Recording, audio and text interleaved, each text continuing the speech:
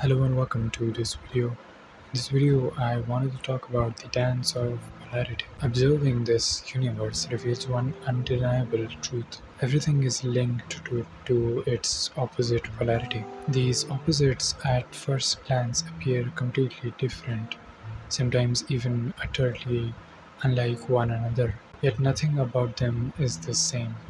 Still, they persist side by side in their existence. This interdependence is nothing short of fascinating. Opposite polarities generate a profound attraction for one another, a force so immense that when they clash, the energy unleashed could rival that of a nuclear bomb, capable of annihilating entire countries. But beyond this dramatic example, what exactly is polarity? How does it weave into the fabric of our daily lives? And what wisdom did ancient civilizations and philosophies pass down regarding this primal force? This video immerses itself in the exploration of polarity, first within the individual, then within social relationships, and ultimately within the very structure of our bodies. Curiosity is the invisible thread that draws men and women toward one another. The moment a woman becomes aware of her distinction from men, an intense curiosity about the masculine energy flickers within. Likewise, when a man recognizes his inherent tendencies towards dominance and assertion, a compelling fascination with the delicate and passive feminine arises.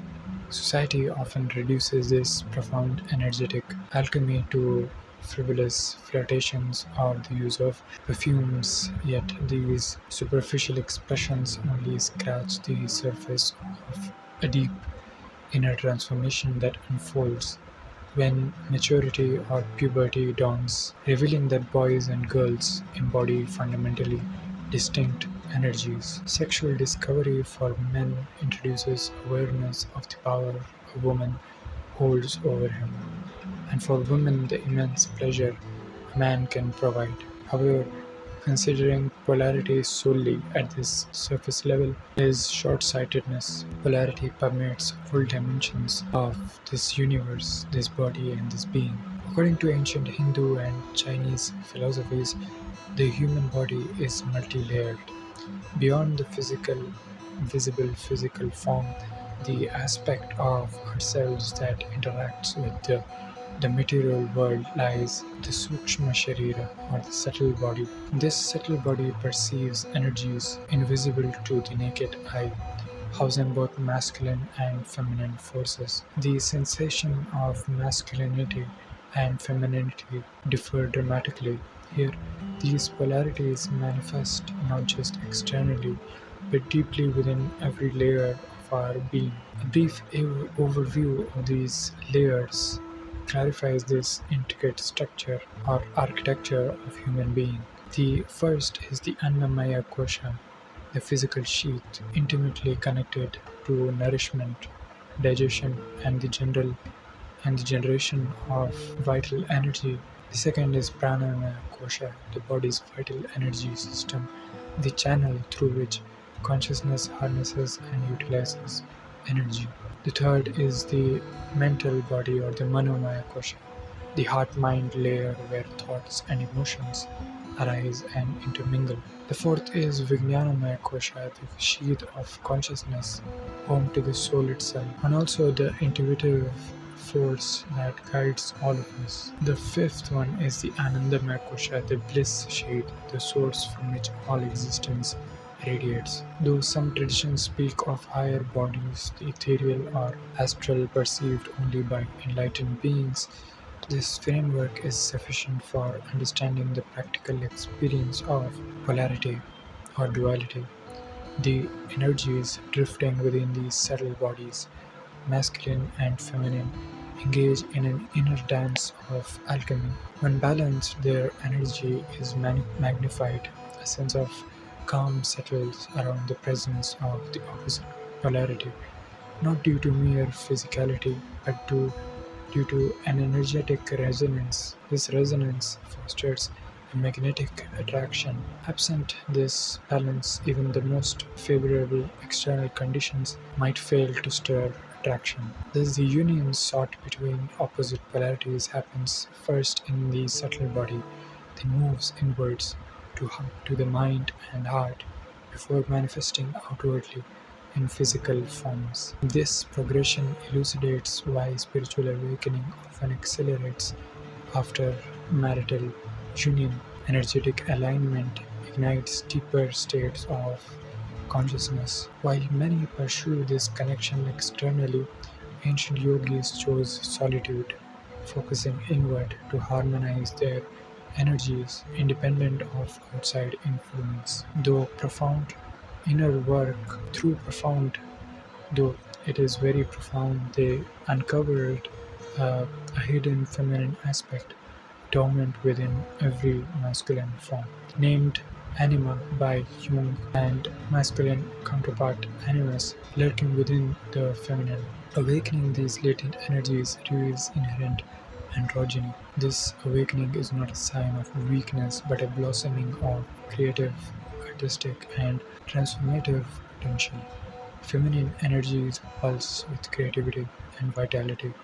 Masculine energies provide strength and structure and organization. Balancing these polarities fosters extraordinary personal growth. The sage Lao Tzu spoke to this truth. The enlightened man knows the masculine yet sticks to the feminine, he said. This balance may be cultivated through diverse means: dance and painting, discipline and structure, offering counterbalances to professional inclinations dominated by one polarity. In the Himalayan tradition, conserving sexual energy for spiritual pursuits led yogis to carefully balance inner polarities through sadhana, eschewing sexual union. Worship of the divine feminine invoked vital energies that supported this balance, channeling power toward elevated states of consciousness. Yet, in society, imbalance between masculine and feminine roles disrupts harmony, fostering dominance of one side and causing psychological distress. Contemporary trends often blur these lines, with boys encouraged toward feminine pursuits and women thriving in masculine spheres. Success is possible, but without true understanding, inner balance and confusion persists. Grasping the nature of this polarity is indispensable for achieving harmony within and ultimately union with the ultimate reality. What is sex is the act of pleasure, and it is its influence upon our perception of the opposite gender is immense.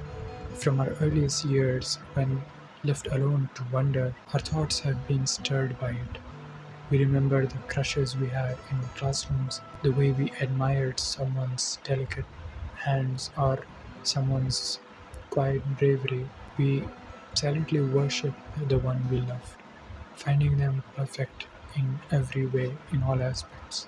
Even if they did the most terrible thing, they still appeared beautiful to our specific eyes.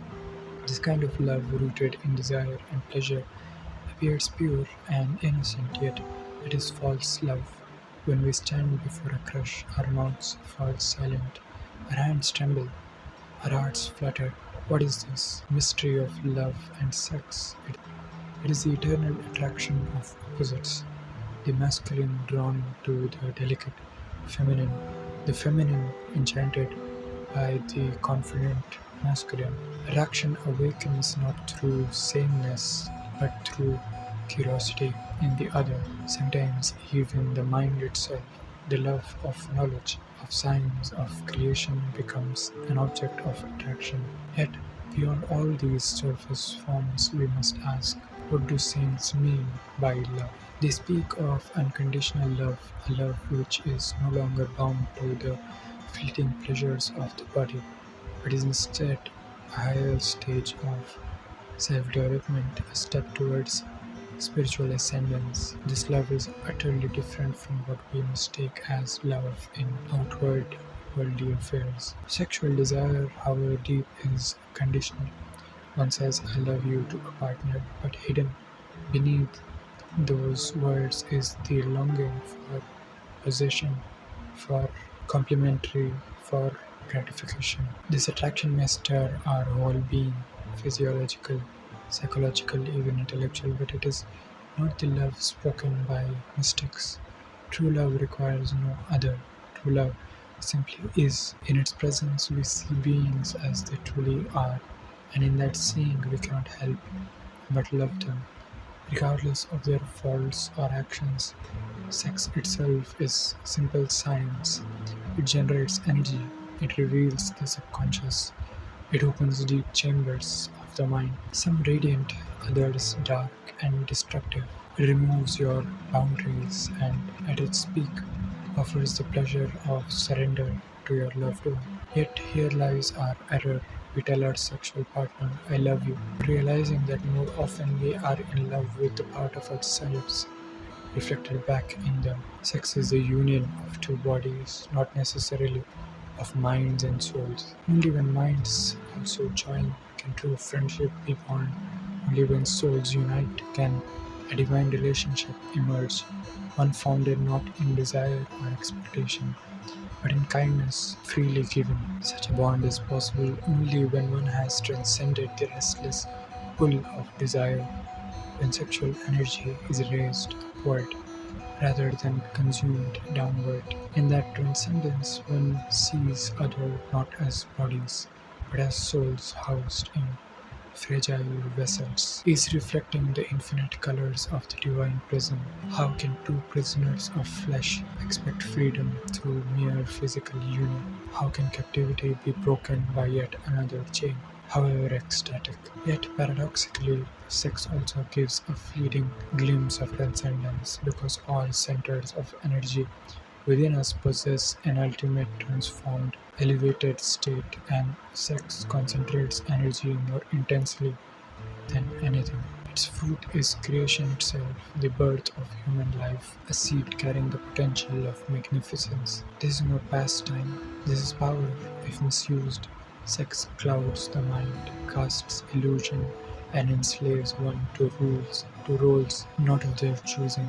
A sexually deprived person often becomes lonely but sharp, detached and observant. A sexually indulgent person often becomes joyful but dull, sink in comfort. With a partner, you exchange more than the body. You exchange energy, subconscious impressions, even identity. That is why sex can enslave you. It grants your partner invisible power over you, the ability to distort your self image, to bend you into someone else's expectation. Yet no one can ever fulfill all expectations. To strive for that is to become untruthful to both the world and the self. The secret is this: do not seek to meet every expectation. Seek rather to be true according to your own understanding. If another accepts this, rejoice. If not, move forward, raising your energy upwards and inward. When sexual energy is conserved and transmuted, the mind gains clarity. Energy builds within, fueling creativity, discipline, and wisdom. One becomes a creator in both worldly and spiritual sense. Sex as a union is not evil, it offers joy, partnership, intimacy, even healing. But it also carries guilt, for it exchanges something unimaginably precious, vital energy for a moment's release. If the mind transcends sexual urge altogether, it glimpses great purity. Such a mind may seem lonely to the world, but to itself it is suffused with clarity, holiness, and closeness to the divine. Sex placed within marriage becomes sanctified. Marriage offers context, and the mind thrives on context. With pure intention and hearts united, sex blossoms into something beyond desire, something sustained. Within such a bond, love is rooted not in fleeting attraction but in depth of commitment, becoming an eternal flowering. When the sexual energy of such union is transmuted, it gives rise to immense wisdom, creativity, and spiritual power. The human being turns from mere seeker of pleasure to co-creator with God. Thank you for watching this video. If you like the video, be sure to subscribe to my channel and make sure you get my book, Everything's Alive, available now on Amazon and on Gumroad.